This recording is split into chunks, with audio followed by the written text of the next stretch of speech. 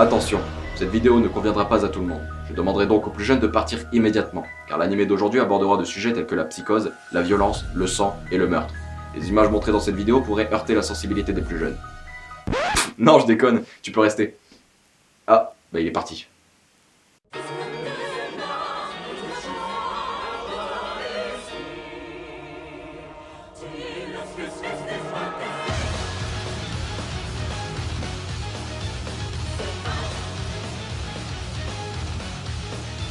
Vous l'aurez compris, aujourd'hui je vais vous parler de Mirai Nikki. Alors quand j'ai vu le genre, je me suis dit que ça pourrait me plaire, étant donné qu'on mélange horreur, action et thriller. Sauf qu'en fait, c'est pas vraiment le cas. J'ai déjà vu des animés beaucoup plus sanglants que ça et qui n'avaient pas la mention horreur. Donc dans un premier temps, Mirai Nikki était un manga, composé de 12 tomes. Un shonen de genre action, horreur, psychologie, romance, surnaturel et suspense, réalisé par Sakae Ezuno en 2006. Bon, comme vous le voyez sûrement, les dessins ne sont pas particulièrement beaux, mais ne sont pas forcément moches pour autant. Un manga plutôt sympathique à lire, bien que personnellement, et c'est l'une des rares exceptions, j'ai préféré l'animé, qui nous montre un peu plus le côté psychologique et malsain de l'œuvre. D'ailleurs, je vous propose de passer à l'animé. L'anime nous raconte l'histoire de Yukiteru Amano, Yuki pour les intimes, un jeune scout qui... Pas un scout, c'est un collégien, abruti. Ah pardon. Non, c'est parce que vu les vêtements, bah, j'ai cru qu'il était scout quoi. Ah bref, un jeune collégien donc, qui est de nature plutôt réservée. Son seul passe-temps se résume à noter tout ce qu'il voit dans son téléphone portable, une sorte de journal intime. Une vie parfaitement passionnante en soi. Il se sent tellement seul qu'il s'est inventé un monde imaginaire, un monde où vit Deus Ex Machina, le dieu du temps et de l'espace, ainsi que son bras droit Murmure. Un jour, Deus explique à Yuki qu'il a un jeu intéressant à lui proposer. Un survival game où les participants pourront prédire l'avenir grâce à leur téléphone portable. Et le seul moyen de gagner, c'est de tuer tous les participants et ainsi de devenir dieu. Dans un premier temps, quand j'ai vu le synopsis, je me suis dit que ça pourrait être intéressant. Je sais pas pourquoi j'ai une sorte de fascination pour les survival games. Mais je suis pas fou, hein. Ah non, je suis pas fou, hein. Dis-leur que je suis pas fou. Dis-leur que je... Pourquoi tu dis rien? Dis-leur. Et donc quand j'ai vu que cet animé serait basé sur un survival game et que en plus il possédait le tag horreur, bah je me suis dit que ça valait le coup. C'est donc tout content que je commence l'épisode 1. Mais je peux vous dire que mon expression a vite changé. Ah, dès le premier épisode, j'ai été tellement énervé que je voulais me jeter du 5ème étage.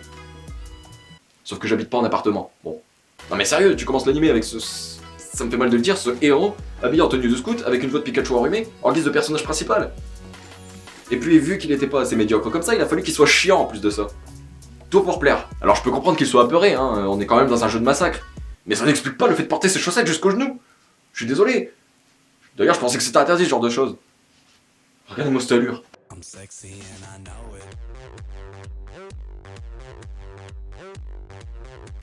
Ça c'est la dignité de Yuki, et ça c'est ce que l'auteur en a fait.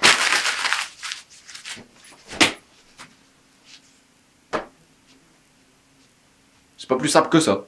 Bref, je continue. Après l'épisode bien entamé et la dignité de Yuki complètement envolée, on commence à se laisser emporter petit à petit par le scénario. Parce que malgré tout, je dois le dire, l'histoire est quand même plutôt intéressante, bien que parfois complexe. Il y a quand même certains aspects plutôt intéressants, comme par exemple le fait d'attribuer un téléphone portable à chacun des participants. Un téléphone portable qui sera capable de prédire un certain avenir selon son possesseur. Par exemple, Yuki pourra prédire son propre avenir, tandis que Yuno, elle... Connaissez pas Yuno? Restez jusqu'à la fin, vous n'allez pas être déçus quand je vais vous la présenter. Loin de là. Donc Yuno, elle, éperdument amoureuse de Yuki, on se demande comment elle fait, se verra attribuer un téléphone portable capable de prédire l'avenir de Yuki. C'est ce qu'on appelle le journal de l'amour. Et ainsi de suite selon les participants. Par exemple, dans l'anime il y a un flic, et bien lui il se verra attribuer le journal de la justice, un téléphone capable de prédire les prochains crimes qui vont être commis. Bref, chacun a son journal différent. Donc le jeu se met en place, tout ça, Yuki chiale encore une fois, et là vient la partie la plus intéressante de l'anime. Et il rencontre cette jeune fille à la longue chevelure rose, nommée Gazai Yuno. Et retenez bien son nom parce que ce personnage va vite devenir votre personnage préféré. Si, croyez-moi. Yuno est une camarade de classe de Yuki, une excellente élève, bref, le bon vieux cliché des animés en matière de camarade de classe féminin du héros. Mais en fait, elle se révèle être éperdument amoureuse de Yuki. Jusque là, à part de l'admiration pour cette jeune fille qui doit être complètement aveugle pour tomber amoureuse d'un mec comme ça, tout va bien. Et finalement, on apprend qu'elle est elle aussi impliquée dans ce survival game. Sauf que malgré les apparences, Yuno, c'est une psychopathe, une tarée, une sanguinaire, une folle furieuse. Elle fera tout pour protéger Yuki, même au point de risquer sa propre vie. Une psychopathe qui n'aura aucun remords à tuer quelqu'un si ce quelqu'un la gêne. Normal. Excuse-moi, est-ce que je peux garder ton livre jusque demain? Non, j'en ai besoin. Oh, allez, je l'ai pas fini. Oh, tu me saoules. La solution de facilité. Bon, après 2 heures de visionnage avec un casque de ce genre et un volume assez conséquent, j'ai fini comme ça.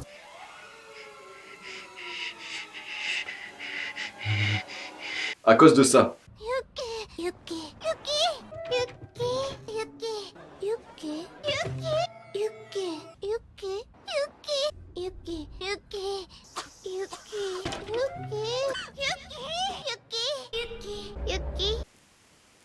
D'ailleurs, je vous la remets. Ah non, mais les mecs en ont même fait une musique.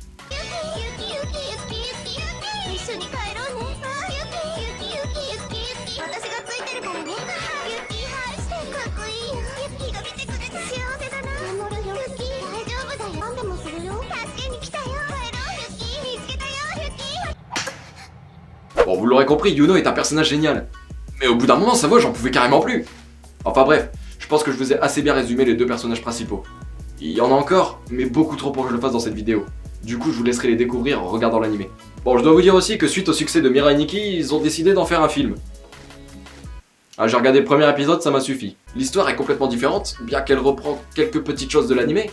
Mais les personnages ne sont pas du tout cohérents. Genre dans l'animé, Yuno c'est ça, dans le film c'est ça. Allez-y, jouez au jeu des 7 différences, je suis sûr que vous n'en trouverez aucune. Personnellement, je mettrais la note de 3 sur 5. 3 parce que le scénario reste quand même original. Le fait de pouvoir prédire l'avenir de différentes façons grâce à son téléphone portable, je trouve ça plutôt intéressant. Les personnages sont tous bien différents, on passe du plus barré au plus sérieux, en passant par une psychopathe sanguinaire à un pleurnichard bourré de charme. Non, honnêtement, j'ai regardé l'animé grâce à Yuno. Si elle avait pas été là, je pense que j'aurais arrêté à l'épisode 2 ou 3. Bon, puis je dois dire que malgré un début plutôt chiant, la suite progresse bien. On a affaire à différents retournements de situation qui font plaisir. Donc si tu aimes les survival games avec un peu de psychose, cet animé est fait pour toi. Voilà ce qui conclut cet épisode de Une semaine un animé. Si tu as aimé, tu peux mettre un petit pouce bleu. Après tout, c'est gratuit. Tu peux éventuellement t'abonner pour ne pas louper mes prochaines vidéos. Pour finir, tu peux me suivre sur Facebook et sur Twitter. Au moins, on pourra parler d'animé et de manga tous ensemble. Allez, viens, tu verras, on est bien.